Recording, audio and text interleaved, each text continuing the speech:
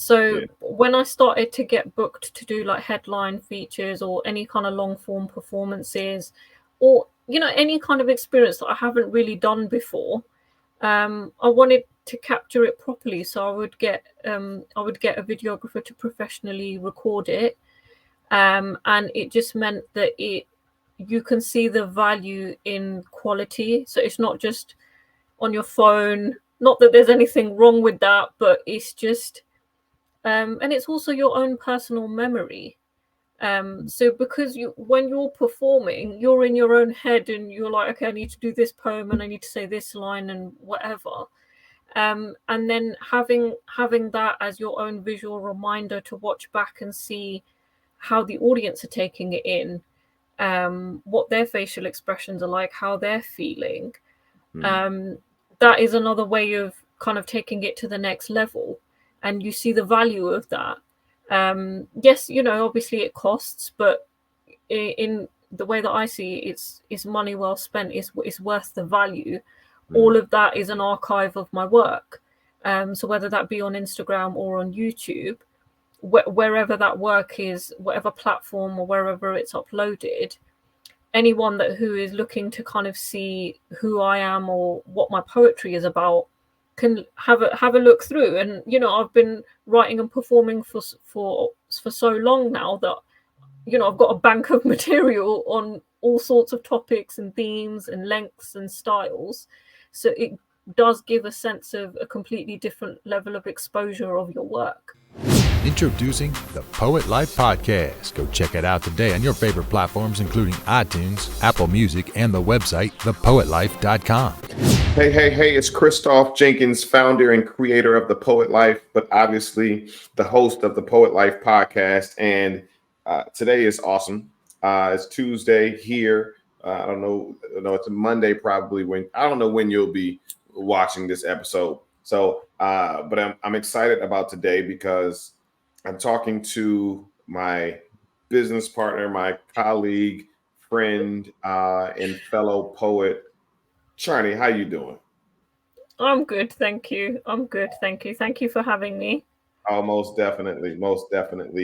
Our audience knows I'm not really big on intros and things of that nature because I don't really want to know too much prior to the episode because I want to be surprised. I want to learn things the same time the viewers and the listeners are learning much. And so that's what's going to happen now. And so let's jump right in and talk to us about when poetry came in for you. When was that time period for you?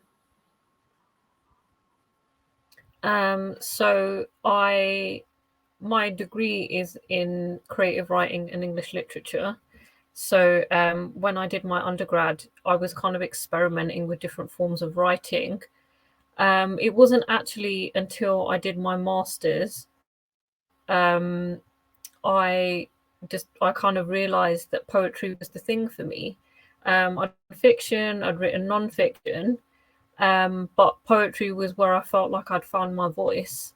So from about 2014, 2015, I've been kind of writing and performing poetry. Okay. Now, I know this is virtual, right? And people don't know where we are. They might know where I am because I've said it several times, but they don't know where you are. Where are you located? I'm in London. You're in London. I'm in London. That is what part of London? West London. So I live in Hayes. Got you. Okay, cool. So let's try to make this connection here, right? Awesome connection. So I took a hiatus from the podcast for about a year or so, mainly because I wanted to focus on the business, get the business right, get the clientele right, all that good stuff, let the money begin to flow. Because I just could not at the moment do both podcast and build the business, right? But now that we're back into it, earlier this year, I traveled to London and, I was teaching poets out there and Charney couldn't make that actual workshop. and I didn't get a chance to meet her, but I think we had been already communicating Yeah, through Instagram Live, right? yeah, yeah. Right. Yep. And what was it? Did you get COVID or something like that? Was something? No, I just want to. Difficult to explain, but I was basically essentially breathing out of one lung. Had a Got you. Yeah, Yeah, so I needed like a little bit of time to I recover. got you. But if I was fit and well, absolutely I would have been in Sure. that workshop. Yes. Yes. But I think we properly connected maybe I think about a year ago. Yeah. I want to say summer, like July, August time. I'd kind of reached out, um, and we had like a quick half an hour call or whatever, and Sure. we spoke poetry, we spoke Yes. career, we spoke opportunities, Yeah. and then we just kind of stayed connected since then. For sure. So here's the question: why did you reach out? Why do you think it was time then to say, I need help, or I want to see where this can go? What was that like for you? Well, I discovered the Poet Life on Instagram. Hmm. I've been kind of following content for a while. I was familiar with the Poet Life University. It's one of the reasons why I'd reached out. Hmm. You had these courses for poets, which I really would have loved that they would have existed when I was younger. They would have been really helpful. Sure, sure. Um, but because of the kind of uh, timings between the time difference between the UK and America and other things, I wouldn't be able to enroll in the classes as well as working 9 to 5. But I'd been listening to the Poet Life podcast um, for a while, so I'd been kind of up to date with everything that was going on, seeing what other poets are doing, and seeing the opportunities that they're creating, or either off their own back or stuff that they've then gone on to do. Yeah. And I think if I was being honest at that particular time, I felt like I was stuck in a bit of a rut. Mm. I was writing regularly as I still do, doing the open mic scene, constantly kind of performing, and I was just kind of I didn't know really where to go with it. Mm. And it wasn't actually after we'd spoken that I got an opportunity to do like a headline. I started getting booked for headlines and features. And when you go for a long period of time where when you're not booked as a headline or a feature and you're just open micing for a long period of time, I'm talking a good few years, 6, 7, 8, maybe longer years, you don't really know where to go. And of course, everyone's journey, their creative journey, is their own. Circumstantially, everyone's got different things going on. And one of the reasons why I reached out was, as I said, I was stuck in a bit of a rut, and Mm. the Poet Life looked like you guys knew what you were doing. All of the poets that you had on the podcast were very self-assured. They're very creative, very entrepreneurial, and I found that really inspiring. So that was one of the reasons why I reached out, I guess, to get some advice. Um, Perhaps just to have a different mindset, see a different perspective of things. Mm. And you were able to just really ask me questions that I hadn't really asked myself, Mm. and really force myself to think about what I want my poetry career to be, what kind of things that I can lean in on, that type of thing. And they're things that, although you do it all the time, you wouldn't necessarily consider. And I think because you have a background and an experience of what the scene is like in America, um, your perspective on it is completely different, which from someone over here we wouldn't necessarily think about. Mhm. So I found that conversation really valuable, um, and that's what us got us to where we are today. Yeah, yeah. No, So I yeah, think I it's really appreciate that. no, I think that's beautiful for it to simply be a year and to see where you are now. And we'll get to, where you are now because you are somewhere. And you all will understand what I'm talking about. That churning here is definitely somewhere nice, and that's my whole point. that is my whole point and premise when I speak about being very intentional, right? Being very intentional in saying what you want, writing it down, but also being willing to do the work. Those three things Hmm. are not three things that most people want to do. They'll say it, they might write it down, but the work, that work, that's the separation between the people that will get it done, make it happen.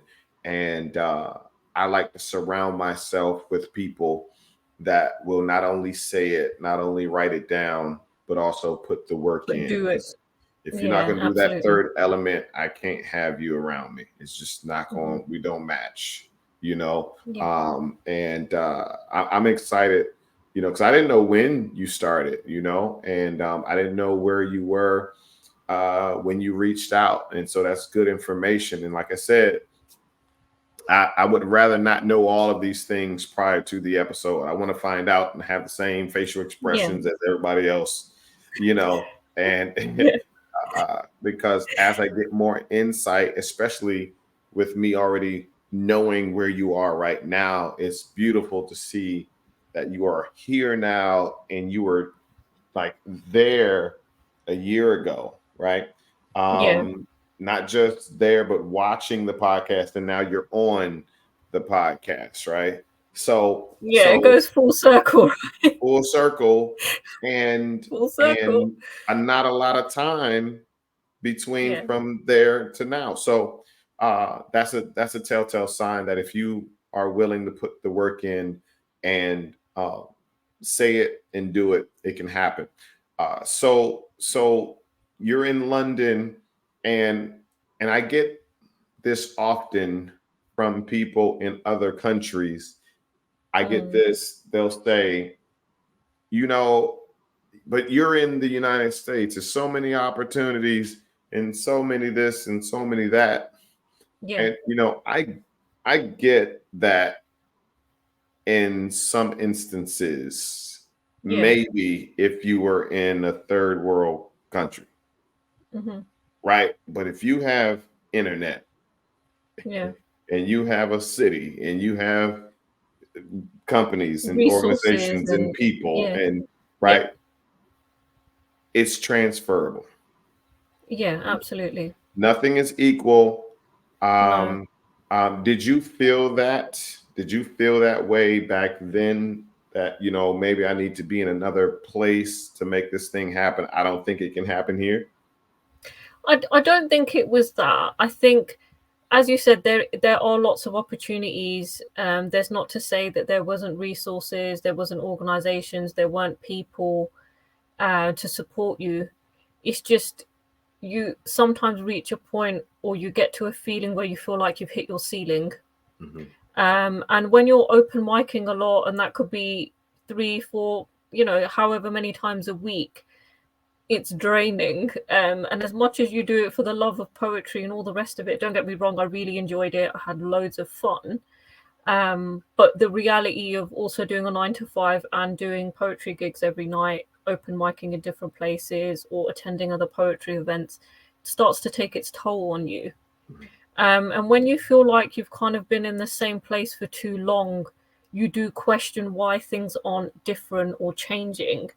And although, you know, comparison has its advantages and disadvantages, I was seeing other poets have a much quicker kind of trajectory in their career. What someone would have achieved over a few years, someone's doing in 1 or 2. And it's this doing, you're getting headlines and features and all on all of the biggest nights, you're being booked everywhere.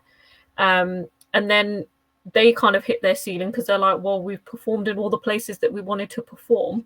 Now what? And there is a lot to be said for being appreciated at home, but having now that I've had the opportunity to travel to places outside of London to perform to perform in other places outside of London, you see the difference in appreciation of culture. And sometimes it is that whole age-old stereotype that you sometimes have to be appreciated, celebrated, respected, and acknowledged elsewhere more before you are so at home. And that's true of like many things in arts and culture. There could be music. You could, if you break America but you haven't broken the UK, it makes a difference. Right. So I think that was one of the biggest things that I learned and that I took away from all of those experiences that I had. Gotcha. So when you started to get, I guess, more intentional, I won't say get serious. I'll Yeah. say, yeah, when you started to get You know more, me, I've always been serious. right, exactly. That's I've why always I been didn't, yeah, serious. most Yeah. definitely. Yeah. But when you started to get more intentional about the moves you started to make, Yeah. what did you start to see? Like, what kind of change did you start to see, and what do you think the catalyst was for the change in what you started to see? I think one or two other poets that I deeply respect and admire had said to me that like I've published 2 poetry collections, and if you're still going to the same environments in the same places, that community is always going to be there for you 100%. And what I started to see was what he was saying was true, was that you know you could, because the community, the events very well. And I'm very lucky to say that I could walk in any of those environments and they'll be like, yeah, Johnny, don't worry about it, you've got a 5-minute slot, without me having to say anything or do anything, which which is lovely to experience that level of respect for your work and your craft, and for people wanting to see you perform, even if you don't want to on that particular night. Right. I'm quite happy to watch and just be inspired by everyone else. Um, but yeah, I guess so Yomi Sode, who is a Nigerian poet, a British Nigerian poet, again a writer I really deeply respect and admire, had kind of said to me, okay, just as a kind of word of advice, you've reached a point where you kind of need to disappear for a little bit, which is you've kind of saturated on the scene, you've been everywhere, you've done everything. And I was quite grateful to take the break. If I'm honest, you don't know how much of a toll it takes on you. And yeah, you don't disappear in the sense that you don't do anything. It just means that you're not, you don't act, physically go to events. That's not to say I wasn't contactable on social media. I was still very much engaged. I was still post and still, so that level of communication and engagement with the community was still there. I just wasn't physically attending events. And I think that whole absence makes the heart grow fonder Mm-hmm. kicked in. Mm-hmm. And the community, the events, the organizations, I could quite easily say that they started to miss you, or vice versa. Mm-hmm. What the cause for those reasons are, or for someone to then decide, actually, we want to book you as a headline or a feature, I don't know what changed in other people's thinking. But that was something that I noticed, that you kind of take a step back just to recharge, reset, and then all of a sudden, you're being offered more opportunities to do headlines and features and things of that nature. Got it. Got it. Yeah. That speaks to what I've been saying for a while, and that is there is a season where you need to put your pen down Yeah, and close your mouth. yeah, And what I mean by that is it's great that you write every day. It's great that you keep your pen strong. Um, but there is a mhm, season, there may be a season where you need to put a pause on the poetry and yeah, start sustaining the poetry, Yeah. right? You Yeah. you can write for the rest of your life, but if you have Yeah. not started to build the foundation beneath the Yeah. writing, the writing won't sustain you, Yeah. right? But then Yeah. there's the close your mouth piece where you keep saying you want to do something or you're gonna do Yeah. something, but you do nothing. Yeah. I mean, if I'm honest, I struggled. It was very hard. Yeah. You get used to as a practice to, and don't get me wrong, I was still writing. Mhm. Obviously, I wouldn't be performing. It's just the action of doing nothing when you're very serious and intentional about what you do was very difficult to act upon. Sure. So when someone's like, "Okay, I need you to do nothing," and you're like, "But what's that?" Sure. And over time, I kind of learned what that means, and the as you say, sustaining the poetry Mhm. meant that, yeah, I think having the intention of constantly writing and improving your craft and wanting to do that, just having those daily practices I still kept. So I still wrote, I still read, have some kind of creativity, listening to a podcast, still being in touch with my creative side, Mhm. still writing, just not performing, not going to events, and just slowing down was what I'd kind of phrased it. So that was the season of slowing down for me. Yeah. Yeah. Yeah. Um, and over time, I eventually leaned in on it and took that time for some respite to recharge and just recover, Right. so that when I do quote unquote make a comeback,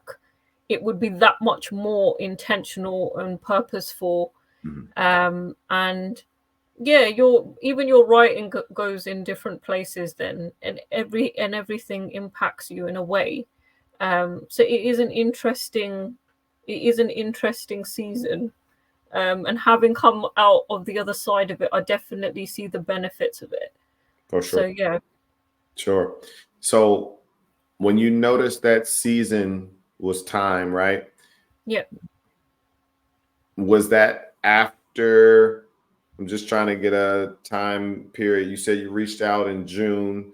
When was the season of kind of pulling back on the poetry, but going full fledged on the sustainer of the poetry? um I would say earlier on in the year, like January, February time. Got it. For yeah, so it'll be in my head. It was like, yeah, I'll take a break for like a week. A week turned into 2 weeks. 2 weeks turned into three, and then it's a month. Then it's a few months, and you're like, okay, we can Sure. kind of lean in on this. It's okay. Right. So yeah, I mean, Gotcha. you when I first kind of decided that I would take heed on that advice and I would step back. As I said, I thought it'd be short term, a week here and there.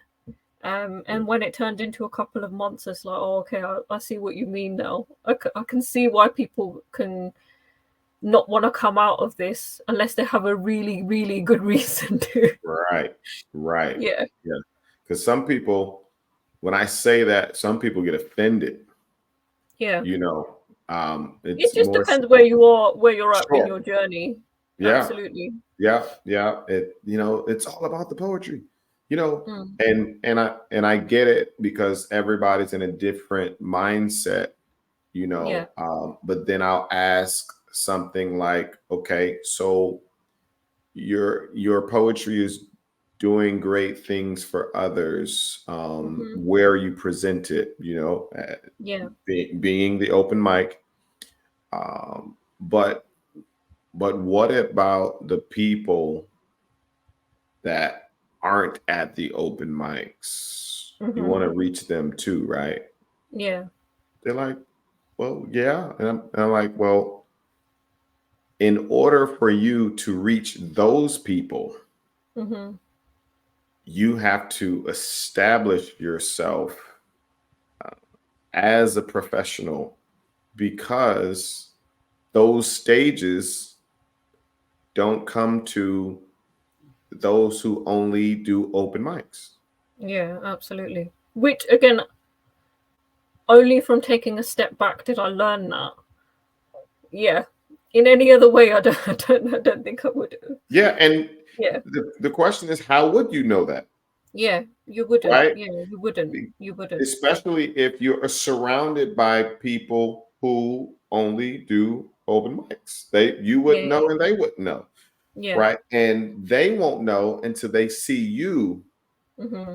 do the latter, Yeah. Absolutely. right? So then you become the Absolutely. example Yeah. for others, and Yeah. they're like, "Hey, so where you been?" Well, and they're like, "Oh, okay. How'd you do that?" And then it just starts to, Yeah. yeah, yeah, yeah. So that's good. That's good. Okay. All right. So what are some of the changes that you start to see? I was being booked for headlines, features, paid opportunities. Um, I mean, since then, obviously, like I said, I've performed outside of London. Mhm. Um, kind of the scaling up of it went. I Sure. you could see you could see not just the platforms, but the size of the audience. Um, Even the monetary value, just everything. I just see kind of everything expanded. Sure. And yeah, I'd like to think that I grew with it. Yeah, Yeah, you have to. yeah, you have to. You Um, have you can't even fathom. You're like, no, what is this? no, you can't. Yeah, with the same mindset With as the same before, mindset, you would absolutely. not be able to, like, this is not making any sense to me. But hey, but now Yeah, as the foundation grew, you grew and your mindset grew at the same time, yeah, where it's like, oh, this makes sense. yeah, absolutely. Yeah. So, what are the elements that you've implemented, right? The tools and the things that you attained that you think might have made those changes? I think the difference was when you're doing open mic, you get a rigid time slot, a couple of minutes, 5 minutes, however long you've got. So you don't really get to show your flair of, in 5 minutes you do what, one, two poems, if that, or just one poem. Right. And you stick to one kind of theme, whatever it is. You don't have the time or the space to have the capacity to show flair of different different topics, different themes, different styles of writing that you have. Mm. So they'll just see a snippet and that's it. Whereas with a headline or a feature, you've got a longer time, and I was able to then show, you know, stuff that I've written that is of different topics, different themes, different styles.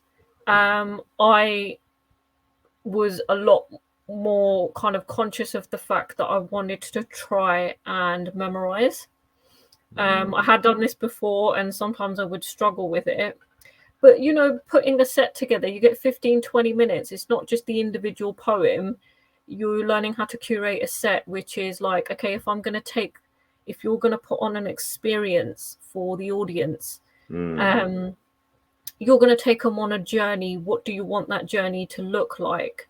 How do you want them to, where would you start it? Where would you finish it? How would you want them to feel? And that to me was really important of kind of thinking about what emotions do I want to evoke, what things do I want to tap into, what do I want people to think about. And it's not just giving them all of the answers, it's trying to do it in such a way that it sparks conversation, for example. And yeah, and in any other scenario you wouldn't be able to do that. Yeah. And obviously, the first few times, I think when I did a set, and I felt it was only after I performed that I was like, yeah, I really should have done that in a different order. And you overthink everything so much anyway. Yeah. You're so conscious of the fact that, okay, I need to remember this, and after this goes this, whatever. But the more you kind of do it, you learn as you go along, and you just learn to love the process of the sequencing and the ordering. And if the audience are receptive to it and they see the benefit of it, is such a wonderful feeling. Yeah. Yeah, definitely. As you were speaking, I was listening to the questions you were asking yourself. Yeah, That's what catapulted your growth. yeah, Uh, if you begin to audit yourself, yeah, and that's what most people don't do when they aren't in the mindset to do, yeah.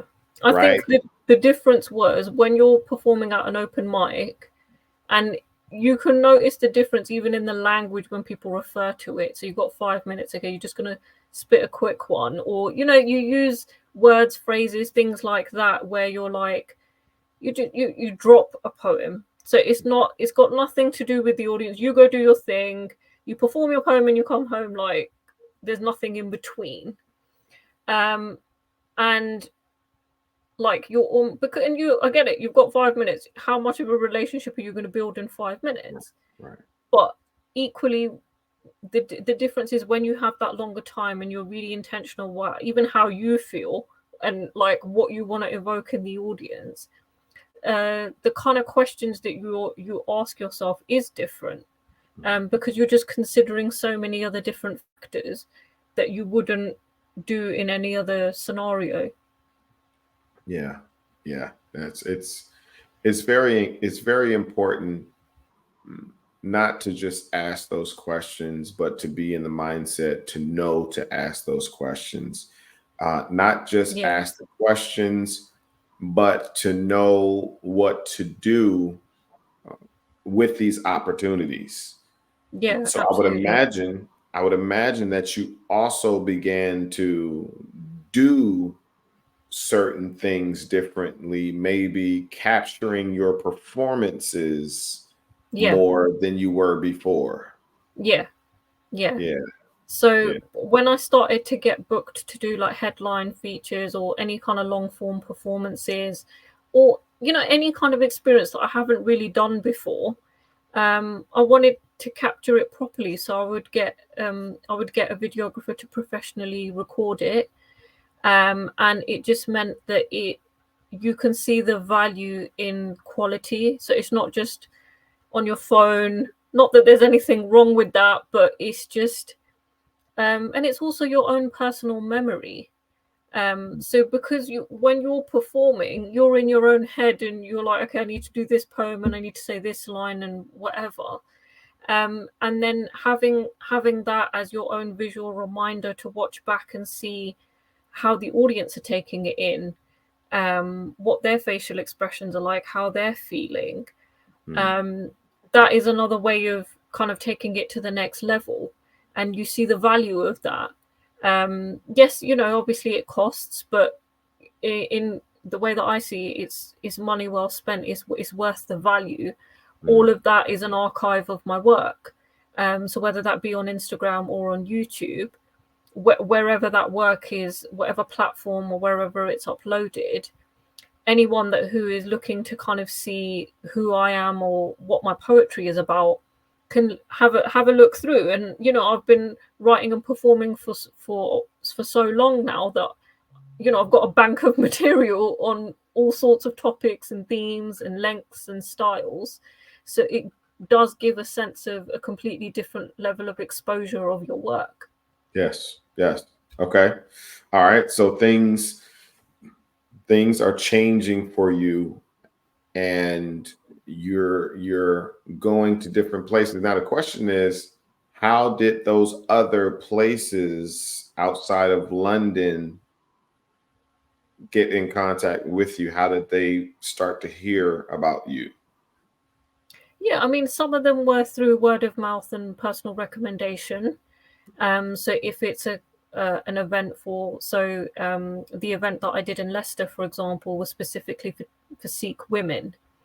So trying to find a poet who's a Sikh woman, is that. So either by personal recommendation, or they had a look on my Instagram, the contents of my books, and like got a feel of the kind of stuff that I write about, and seen me kind of perform, and be like, you'd get a DM or an email saying, hey, we'd really love for you to come and perform. Would you be interested in X?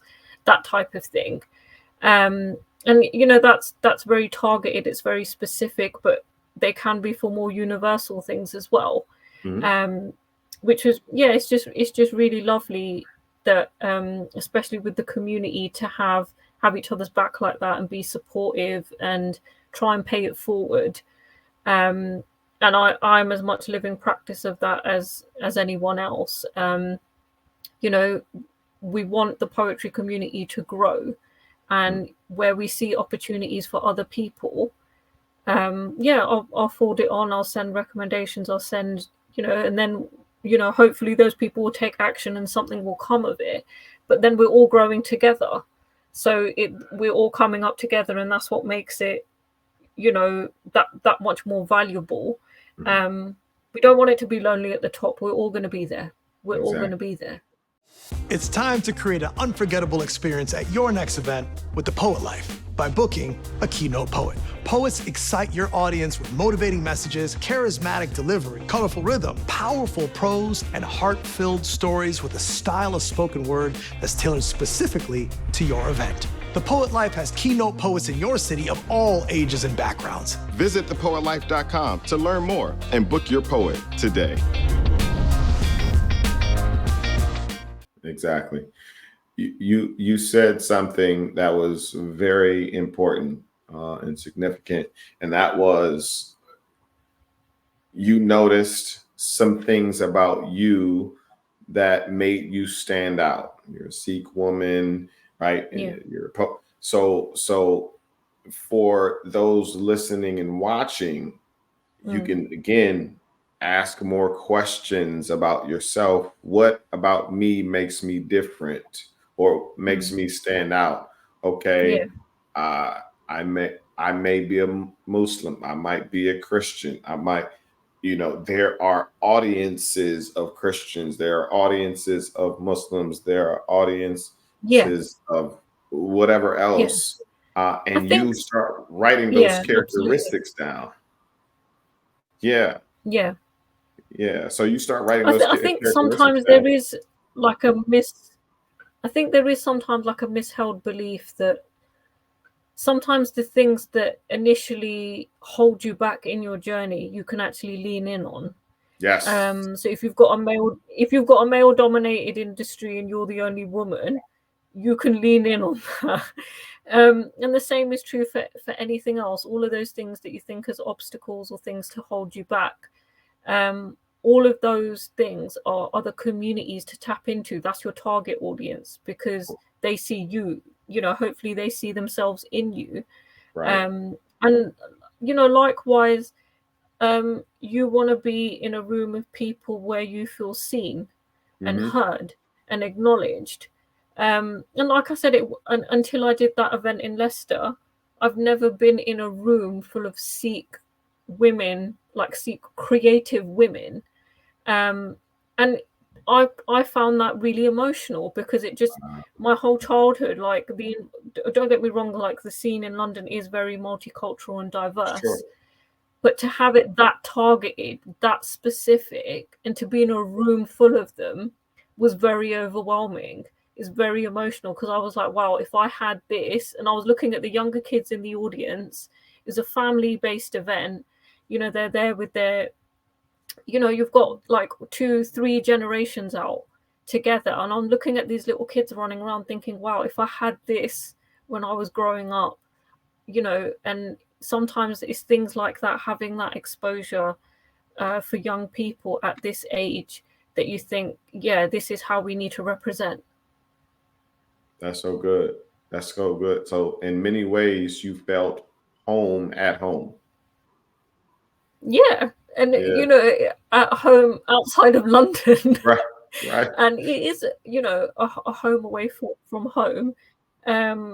So much love and respect that, I've never felt anything like that.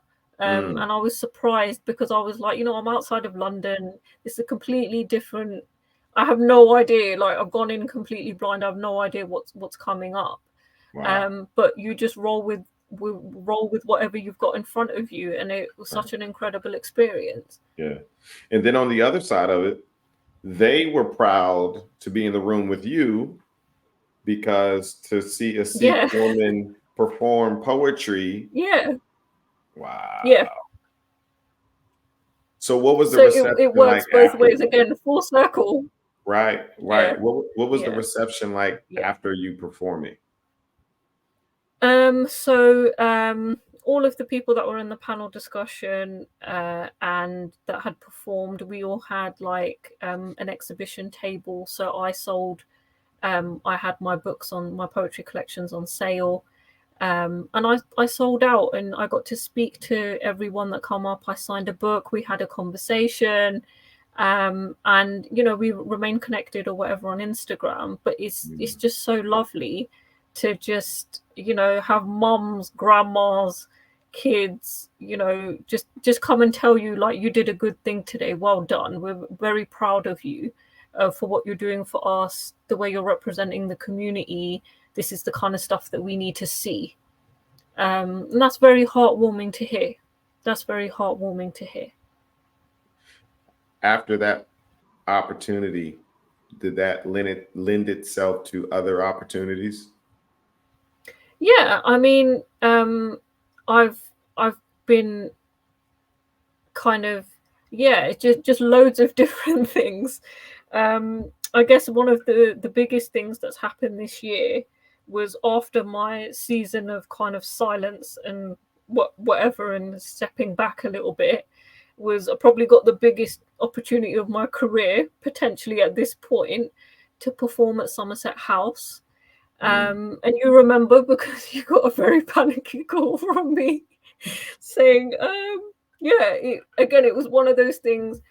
It's the kind of venue that artists, people dream of performing at, and it was the type of venue I would never dream of.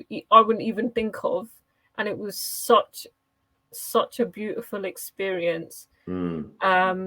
I've never performed outside, and especially in such an iconic place. Yeah, so that was definitely one of the highlights of this year. Over this summer, we have South Asian Heritage Month, which is towards the latter end of July and early August. So I got to do performing at lots of different events related to that, what it's like being a British South Asian woman, tapping into, speaking English, but also speaking Punjabi, having, this kind of clash of cultures, but having it kind of married together. I had a Circular Threads fashion event, which was very fun. So you perform poetry, but it's performing poetry in places where there's crossovers with across other artistic disciplines as well. So it was South Asian poets with South Asian fashion. So it was a great day where there's like saris, lingas, and suits and all sorts of things available. I had, what else did I do? There was a Sustainable Futures event I did in August with Darga Arts. Again, they had South Asian linked massive art exhibition, and then I performed some poetry there. Nice. So yeah, I had a very busy but very productive summer. Right. So which was great, and I got to do lots of things for the first time, and hopefully for not the last time. But all of them were just such fantastic opportunities. You mentioned the word busy, right? Yeah. But before it was a bunch of open mic gigs, running to do this one, running to do that one. But now this seems more productive than. Yeah. But Yeah, I think What's the I think difference? the difference is you see the impact of what you're doing Mm, instantly. And the impact being, it's not a round of applause. You don't do it for the hype and the comments. It's you've performed to a room full of people and really got them to think or mm, feel or change your mindset. And it's, don't get me wrong, I'm not sitting down with my own community and be like, let me tell you about yourselves. It's not like that at all. It's just I've through the poetry I was able to reflect on my own experiences, and other people can relate and mm. resonate and be like, oh yeah, like I thought like that, or I felt that. And it's crazy that that's a thing.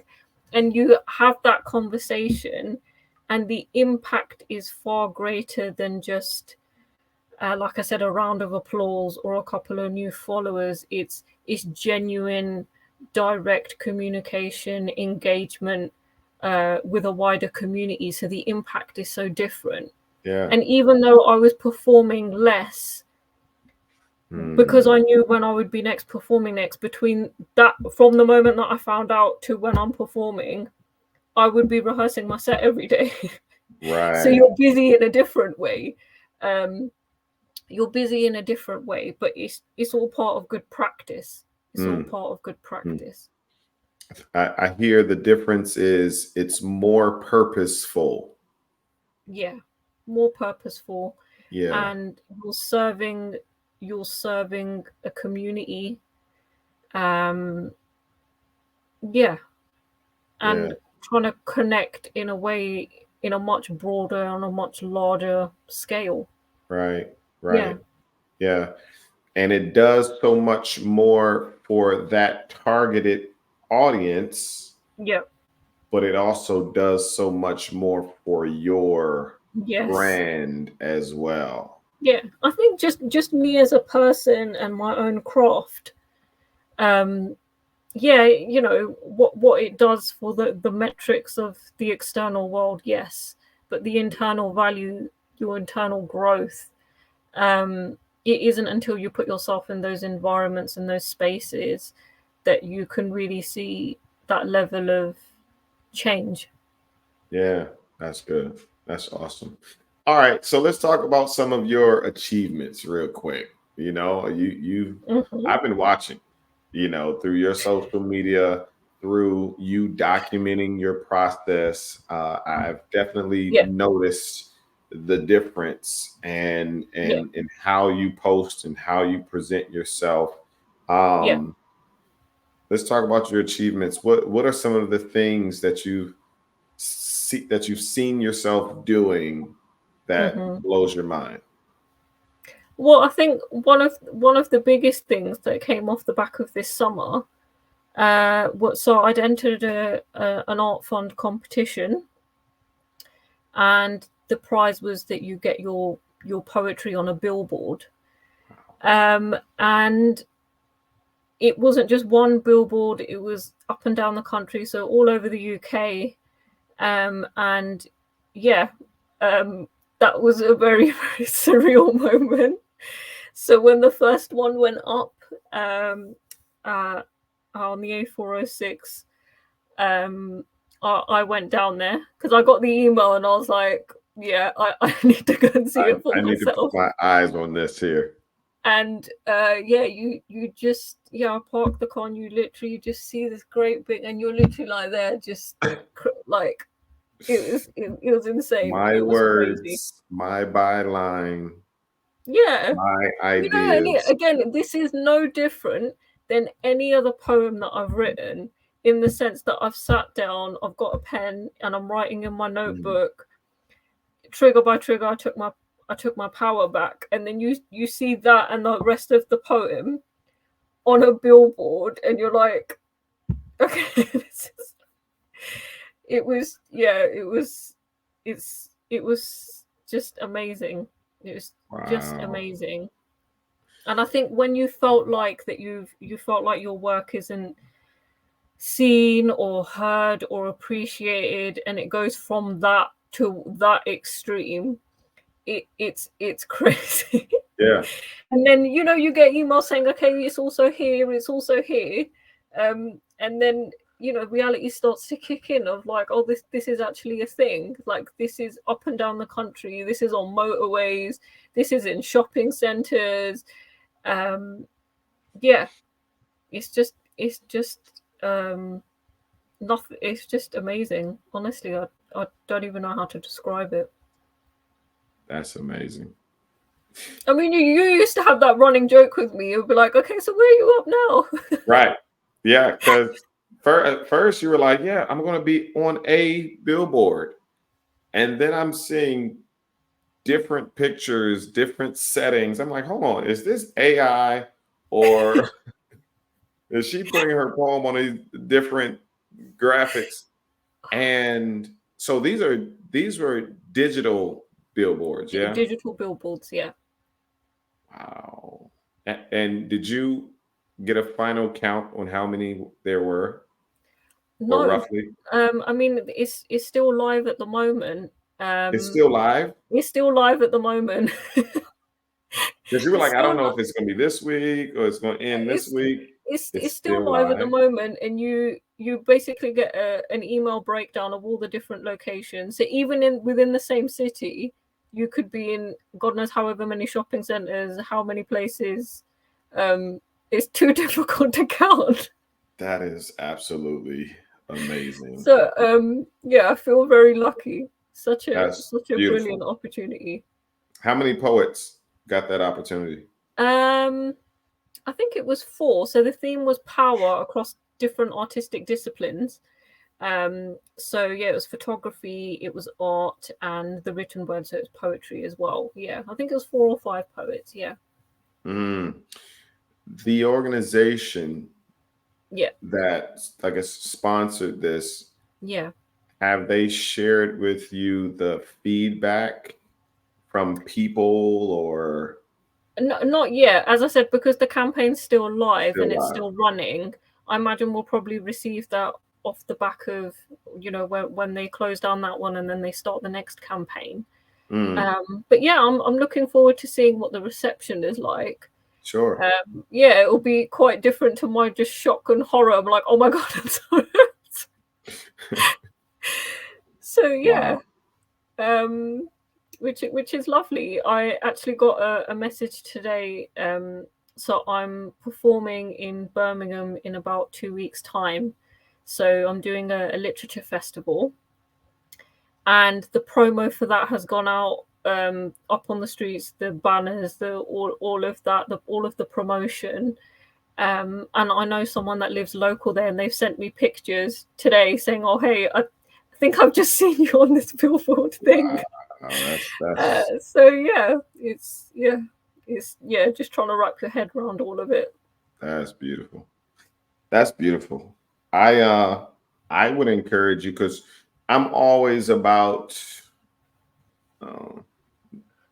not being satisfied with anything, being content with everything, but not being satisfied with anything, meaning there is always something, or there's always a way to leverage even that big opportunity for something more. Yeah. And that's how you produce constant progression. Yeah. Where you don't let momentum die. Yeah. Right. So Absolutely. Don't stay here with the banners, the billboards, and just be happy that you got billboards.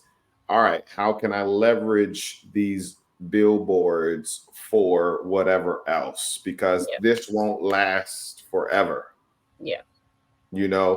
And so always stay in that mindset, and think now, if you haven't already, how you're telling these organizations on this end, well, this is what we did, and we were on this many billboards. We possibly could do something similar, or even do something different. Absolutely. Yeah. Because everything is an example for something else. Absolutely. And I think working with you, I can definitely vouch for that. that thinking and that mindset, you've always found ways to keep the momentum going, and just trying to find ways to add more value. Okay, how can we add another layer? What else can we do? Right. And I really respect that, because I think sometimes it's difficult for you to think of that on your own. So that constant push of being like, okay, but what's next? What are we doing next? Yep. My brother can't stand it. He's like, man, okay, can we just be happy with this one? with what? And the thing is, to be honest with you, I could be, and perhaps it would be a disservice to either myself or the poetry, Sure. to be like, to just accept that, you know what, it's a really wonderful opportunity, I'm very grateful, and just move on. Sure. And until the next opportunity comes, and then you're grateful about the next thing. Indeed. But at the same time, to have someone with your mindset and your thinking to be like, okay, but what are we going to do about this? Right. What are you doing next at the Right. same time? Yeah. Kind of forces you to think in a different way. Yeah. Yeah.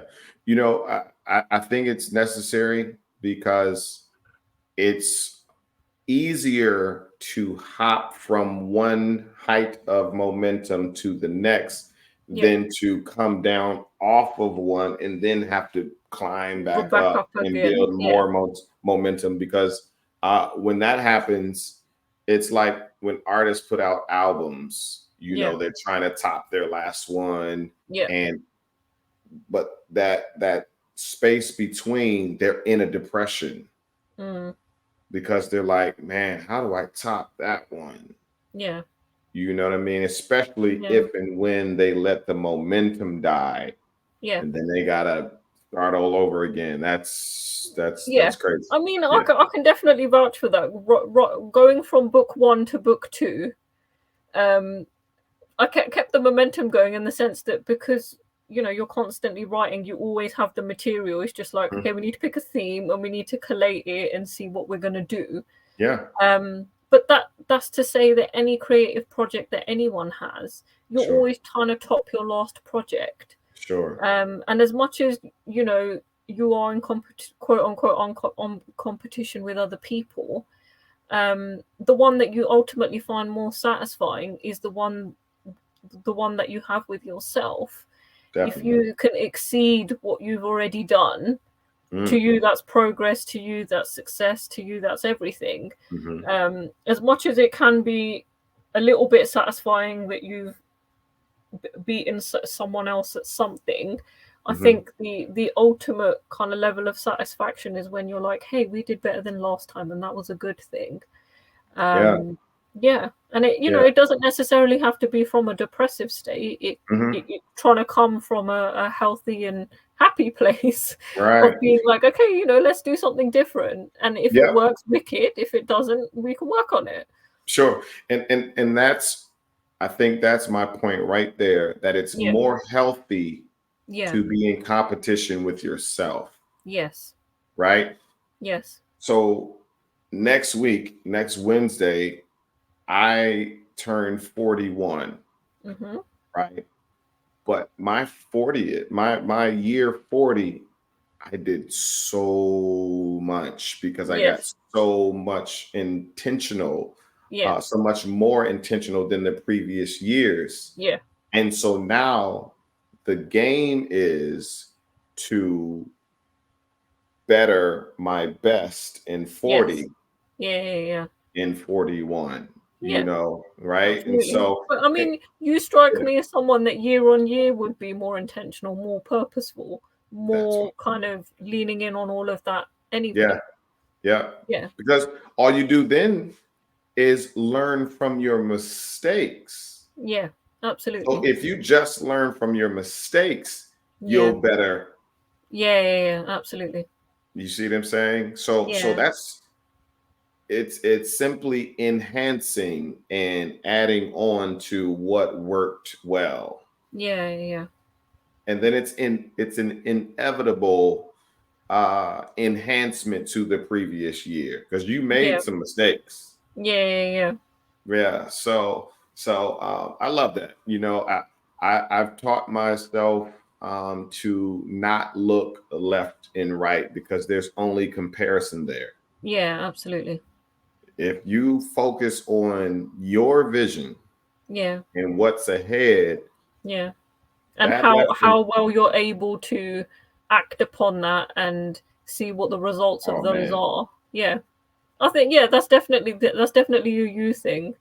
You always see success as inevitable because, well, if it's not going to happen today, it will happen at some point, but it will definitely happen because I'm taking steps and action in order for hmm that to happen. yeah. And then having kind of worked with you, we've seen the results of it.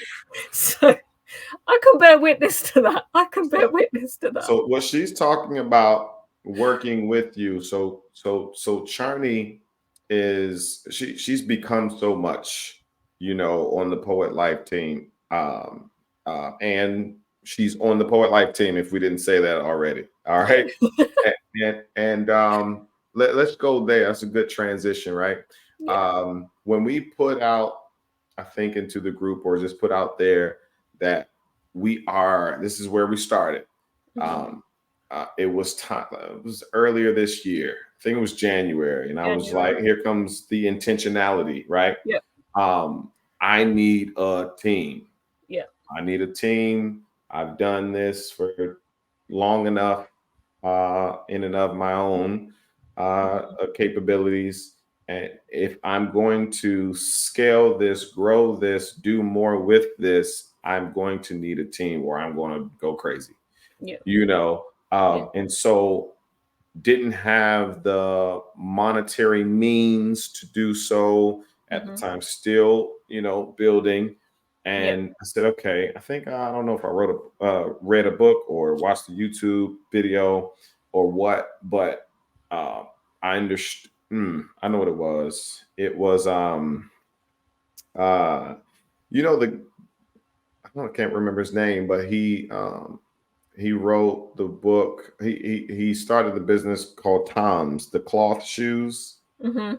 Uh, Oh yes, yes, yes, yeah, yeah, yeah, Start Something That Matters is the name of the book, yeah, but I can't remember his name. yeah. But he started his shoe company with interns from Craigslist Mhm.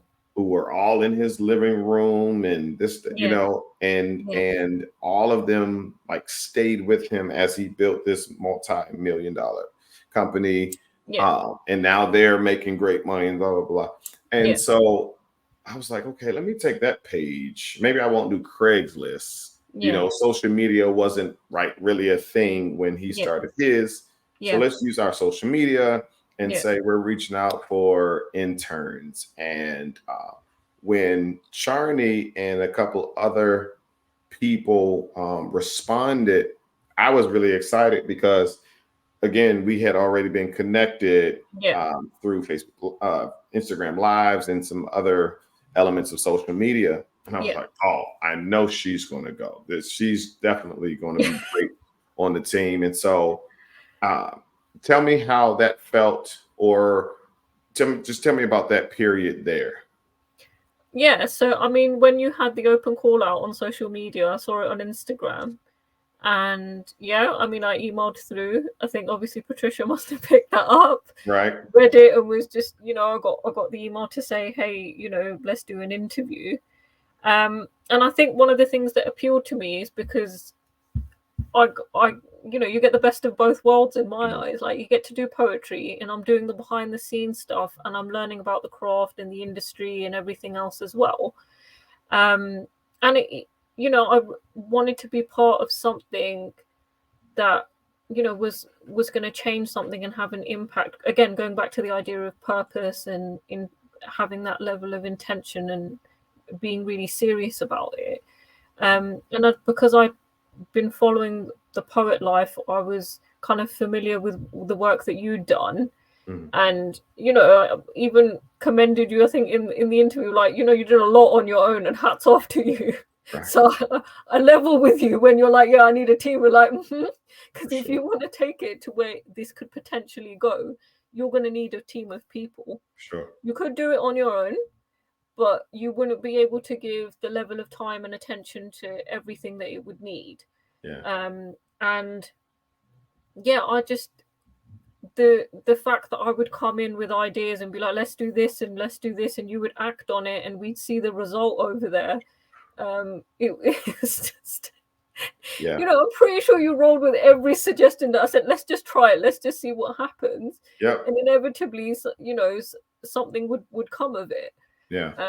So it was great. It appealed to both my logical, rational, reasonable side, as well as my creative, out of the box thinking, let's just do this thing and see what happens. Yeah. Yeah. So yeah, best So of both worlds for me.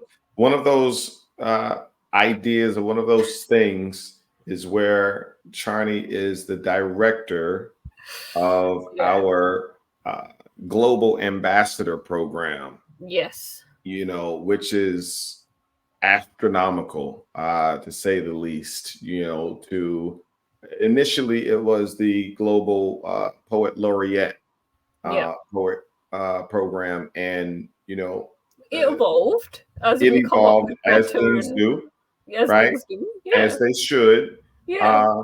But we felt that, again, the terminology, it is poet laureate, ambassador, it is more widely accepted as Yeah. the term ambassador, Yeah. not just accepted, but known, to where we Acknowledged. wouldn't Yeah. have to educate first. Yep.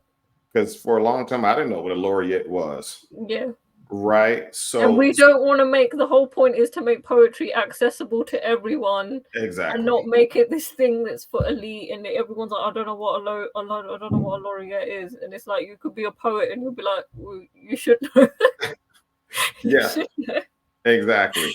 So So, what's really exciting is, I'm not sure when you're watching this, but at the moment, the program is open Mhm. for applications for Yep. you to apply to become a global ambassador of the Mhm. Poet Life, to where we are connecting with 4 countries. We're talking about, obviously, the United States. Mhm. We're talking about the UK, Mhm. Nigeria, Jamaica, and Mhm. actually 5, and in South Africa, I And believe. South Africa as Yeah. well. Yeah. And so we are interested in seeing your applications. Now, here's the thing. It's not for people who are just poets. Mm. It is, you have to already have put yourself through a process of transitioning or transforming from Yeah. an individual to an entity. Mhm. All right. And we teach that on a daily, weekly, monthly basis. Yep. Right, because we're not in the position in this role to teach that. Yeah. You need to already have that established, because when you're in this role, you'll be communicating in representation of your country. You will Mhm. be facilitating events and hosting events in representation of your country, and you need Yeah. to already have that mindset, but also that knowledge base to Yep. already know how to have those conversations and Mhm. initiate. And so if that is not you yet, you need not to apply at the moment. But if you have already had the experience of doing big things, if you will, quote, air Yeah. quotes, Yeah. then definitely reach out. You can go to thepoetlife.com/ambassador. Mhm. All right. And again, Charney is the director of the Global Ambassador Program, which is Mhm. absolutely amazing, which was simply an idea Yeah.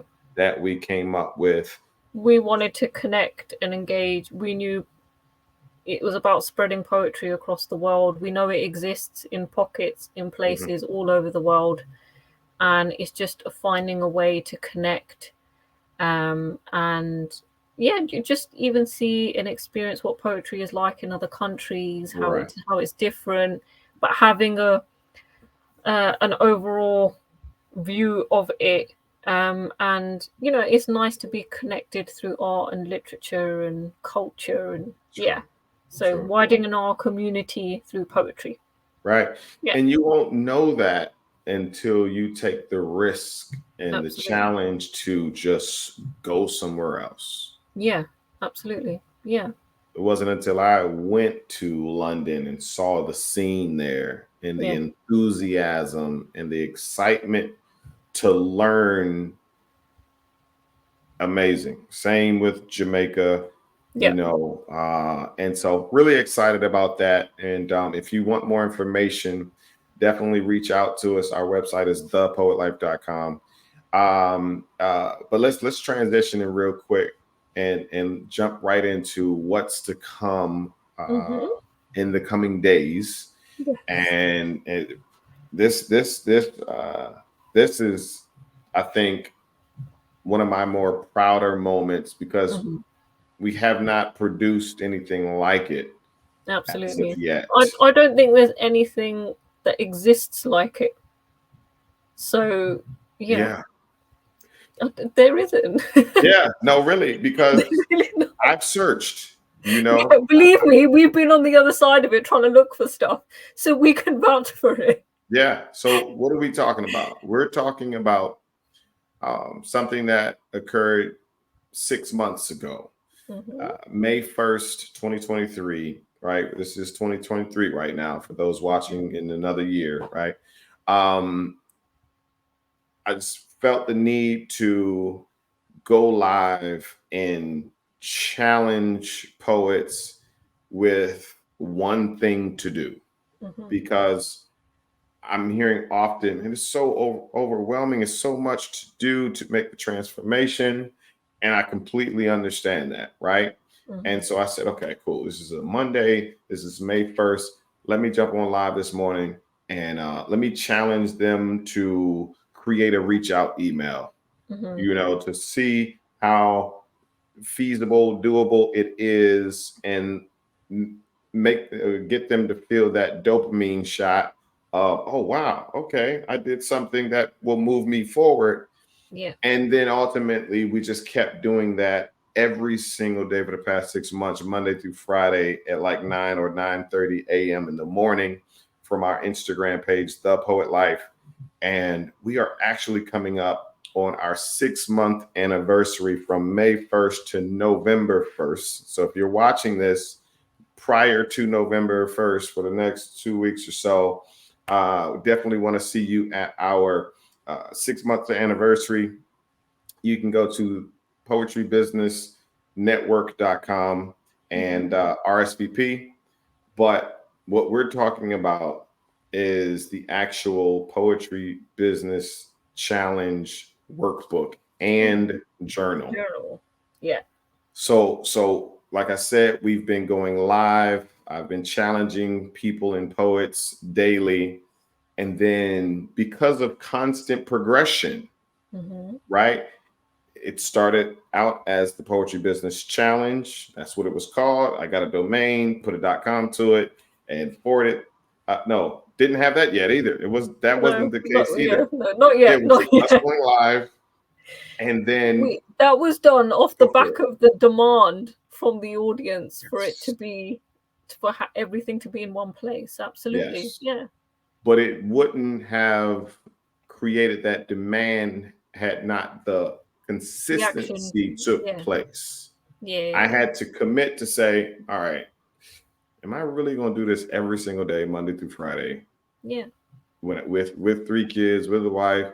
All right, I'm going to commit, Mm, and that's right there what it takes yeah. to see the constant progression. It's the consistency, right? And so, I don't know, maybe 3 months in, I said, okay, this is building. There's more and more people coming on these lives.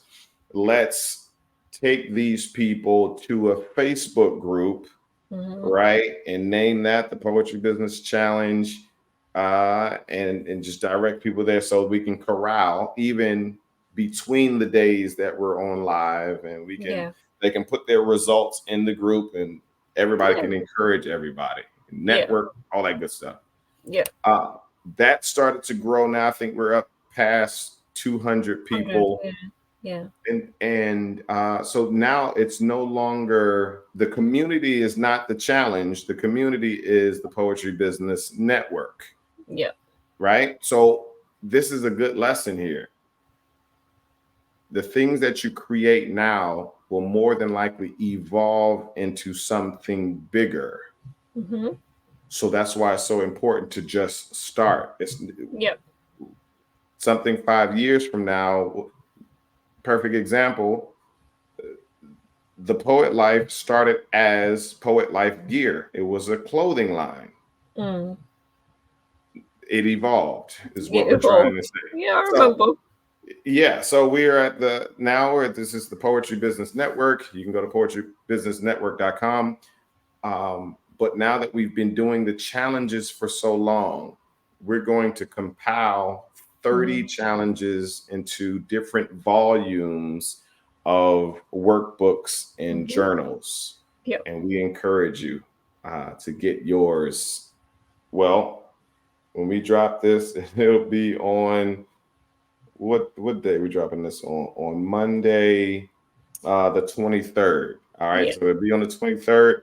On my birthday, October 25th, we're dropping the pre-order of the book. This is going to help so many people.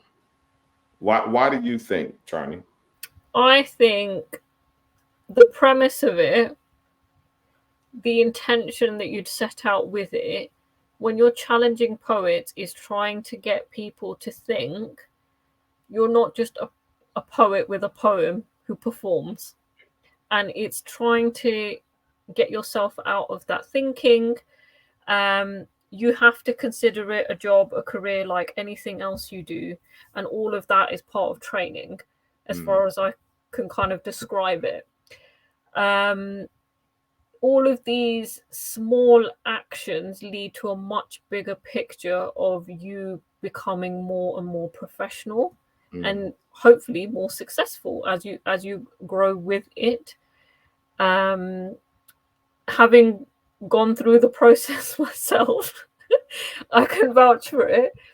And you want to do something, even taking a small action every day, just doing something towards it to add to that level of professionalism, challenging yourself on what you can do and how you can do it, and broadening out the opportunities that you can get. It is very purposeful, it is very intentional. And all of the people that are now in the Poetry Network, having been through that process, are on the other side of it, and not only are doing the work, but you see the result of your own actions. You see the response to it, and you're in a network, an environment, a community who are doing it with you. So they're very supportive. You can discuss stuff that you're struggling with, things that really worked well for you, so you can share good practices that you've done. So you're all on the come up together. And from the lives and doing the challenges, it was becoming more and more clear that the audience kind of demanded that we need a way of making this more formidable. And the whole idea of doing the workbook and the journal is making it that much more purposeful, intentional. So you're actively doing something every day, just like you would do anything else, and writing it down, having that clarity, having that vision of what you want to do. I think will really help just individual poets, or help the wider community, the wider industry. Get your workbook, get your journal, join the challenges, do the things. And we're here, and there's lots of other people can vouch for the fact of how much it's benefited them and all the advantages they've got, not just personally growing, but the professional growth of their business and being a poet entrepreneur.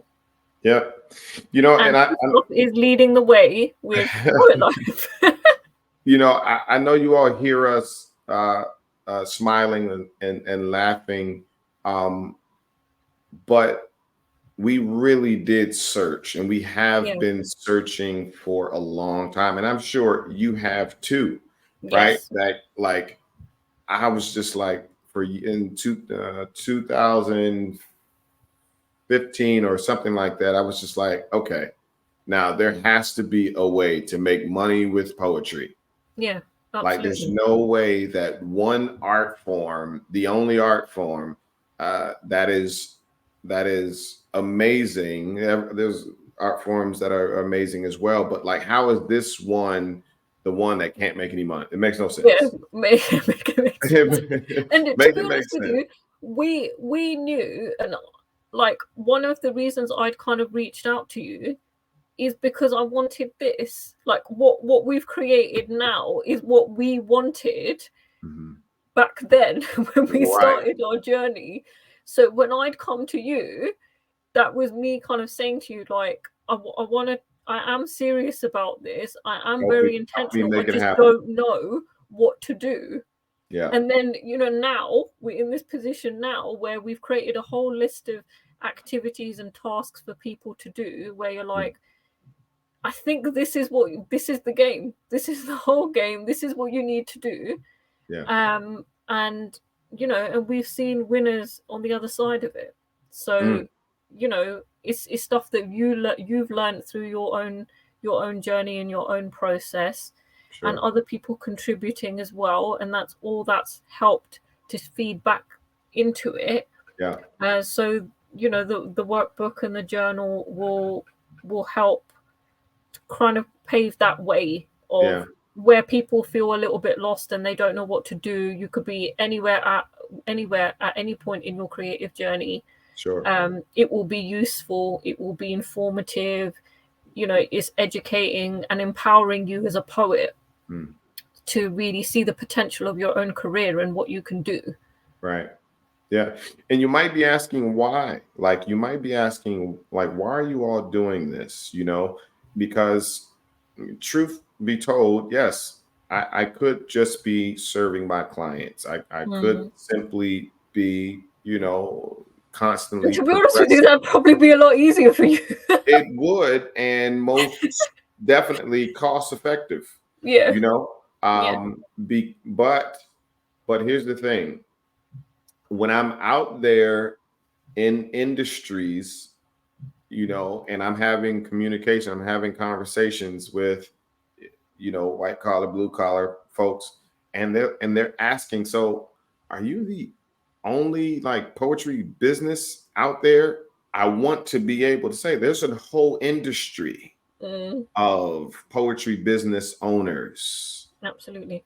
that offer poetry as a service and different services, even beyond ours, Yeah. right? And I want to not just say that, but be able to point them to them. And then again, you might ask, but why wouldn't that, like you said earlier, wouldn't that be competition?